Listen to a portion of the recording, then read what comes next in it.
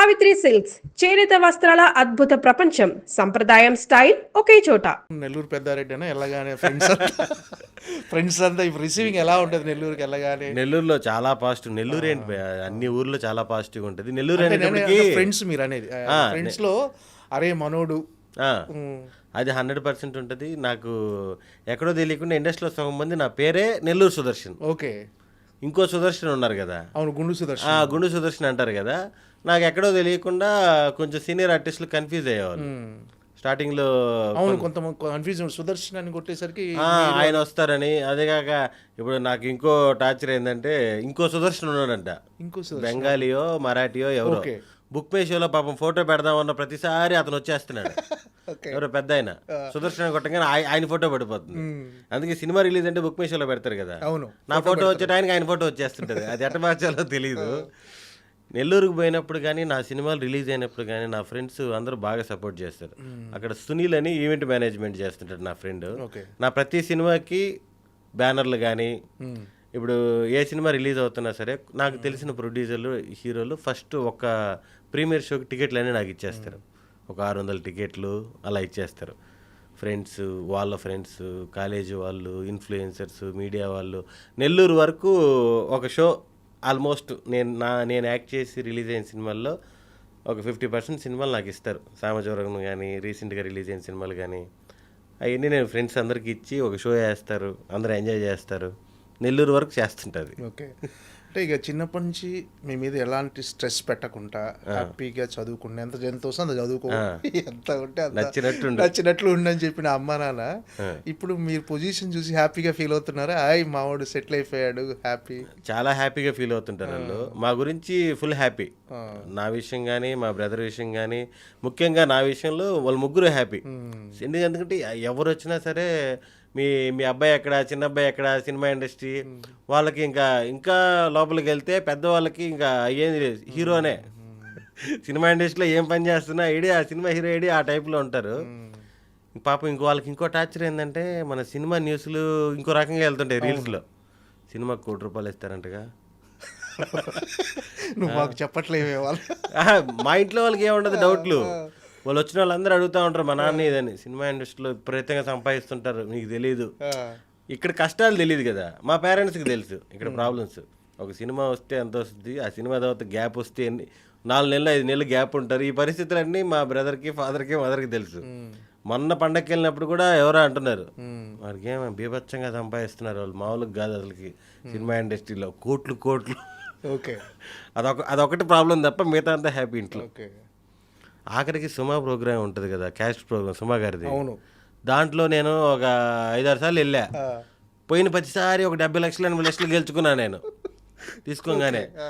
సుదర్శన్ చెప్పు ఇప్పుడు ఈ 70 లక్షలతో ఏం చేస్తావు నువ్వు అంటే, నేను అక్కడ ఏదో సరదాగా ఫ్లాట్ కొంటున్నావు అవి కొంటున్నావు అని చెప్పా. ఇంకంతే. చాలామందికి పాపం తెలియదు కదా, ఊర్లలో ఉండే వాళ్ళకి కొంతమందికి నిజంగానే డబ్బులేమో అంటారు. వీడు 5 సార్లు పోయాడు, దగ్గర 3.5 కోట్లు 4 కోట్లు దాకా ఏం చేశాడు, ఇంకా అలా ఉంటుంది. ఓకే, అంటే హే భగవాన్ విషయానికి వస్తే ఏంటి ఇందులో మీ క్యారెక్టరైజేషన్ ఇప్పటి వరకు చేసిన సినిమాలతో పోల్చుకుంటే ఎలా ఉండబోతుంది క్యారెక్టరైజేషన్? ఇది యాక్చువల్గా ఒక డిఫరెంట్ బిజినెస్ పరిస్థితులు, రియల్ స్టోరీ లాంటిది. హీరో పక్కన సపోర్ట్ చేస్తూ out and out comedy entertainer, full entertainer. Hero బాధల్లోనూ, టెన్షన్లోనూ, హ్యాపీలో అన్నిట్లో ఒక పక్కన ఒక ఫ్రెండ్ ఉంటాడు కదా, అన్నిటికీ ఈడు ఉంటాడు. అలాగా సుహాస్ పక్కన through out fun character. Okay, ఈ సినిమాలో సుహాస్ కూడా త్రూ అవుట్ ఫన్ క్యారెక్టర్. మనం మాట్లాడుతున్నప్పుడు ఈ సినిమాలో నేను కూడా కామెడీ చేశాను అని చెప్తే మీరు ఏంటి మరి నేను నరేష్ గారు ఎగ్జిక్యూటివ్ ప్రొడ్యూసర్ సినిమా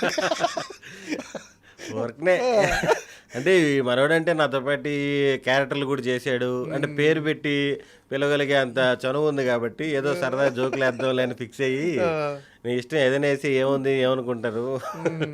మన సుహాస్ అయితే ఏమనుకోడు, మేము క్యాజువల్గా బయట ఇలాగే మాట్లాడుకుంటాం కాబట్టి.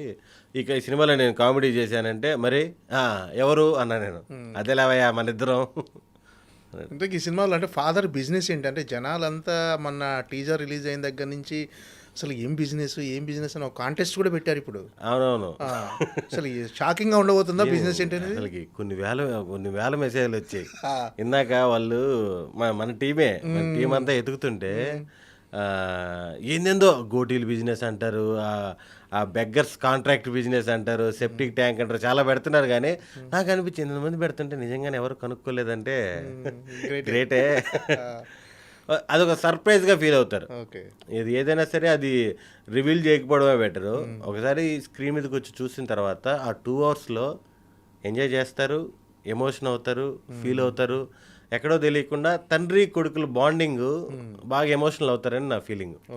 అలాగే లేడీస్ కూడా, లేడీస్ అంటే స్ట్రాంగ్ ఉమెన్ ఒక కాన్సెప్ట్ ఉంటుంది. తండ్రి కొడుకుల మధ్య రిలేషన్, ఆ బాండింగ్ కూడా బాగా ఎంజాయ్ చేస్తారు సినిమాలో.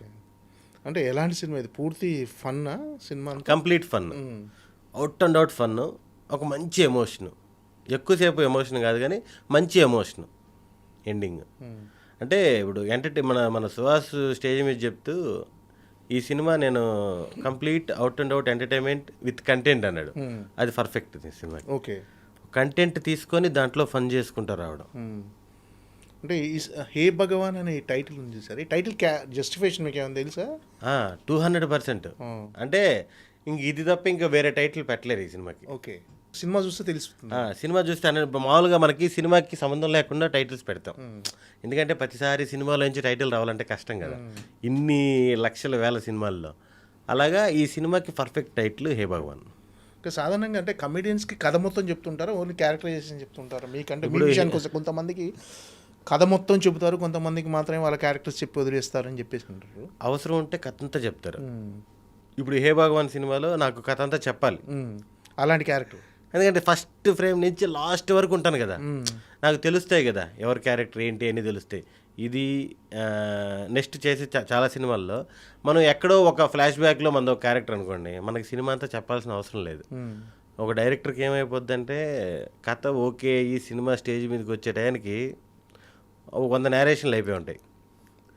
సినిమా స్టార్ట్ అయ్యడానికి కూడా హీరోలకి, హీరోయిన్లకి, ఆ విలన్స్కి అన్నీ చెప్పుకుంటూ వస్తారు కాబట్టి అందరికి చెప్పడం కుదరదు. కాబట్టి మన పాత్రకు తగ్గట్టు వీడిది ఒక 5 రోజుల క్యారెక్టర్, 10 రోజుల క్యారెక్టర్, నీది ఇది అన్నట్టు చెప్తారు. ఫుల్ లెంత్ అయితే మాత్రం కథ కంప్లీట్గా చెప్తారు. నేను సుదర్శన్ ఎప్పుడైనా ఓన్లీ యాక్టర్గానే చూడటమా, ఏమైనా డైరెక్షన్ కానీ ఏమైనా వేరే? ప్రస్తుతానికైతే యాక్టర్గానే చూస్తారు. దీంట్లోనే ఆ మార్పులు ఈ మార్పులు చేస్తే చాలా, అంతే. ఏమైనా బిజినెస్లు మొదలు పెట్టబోతున్నారు అంటే? మామూలుగా బిజినెస్లు కూడా చేస్తుంటారు కదా యాక్టర్స్. బిజినెస్లు ఇంట్రెస్టే కానీ ఇప్పుడున్న బిజినెస్లు అన్నీ ఏంటంటే ₹1 వేసేసి మళ్ళీ చిల్లర ఎరుకోవడం లాగే ఉన్నాయి. ఏ బిజినెస్లు బాగాలేవు అసలు.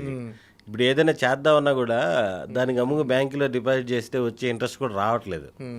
అంతే కదా, ఇప్పుడు ₹1 పెడితే కనీసం నెలకు ₹1,00,000 రావాలి కదా, లేవు. అదేదో గమ్ముగా అంత టెన్షన్ తీసుకునే బదులు బ్యాంకులో వేసి అదేదో ఇంట్రెస్ట్ తీసుకోవడం మేలేమో అనిపించే బిజినెస్లు ఉన్నాయి.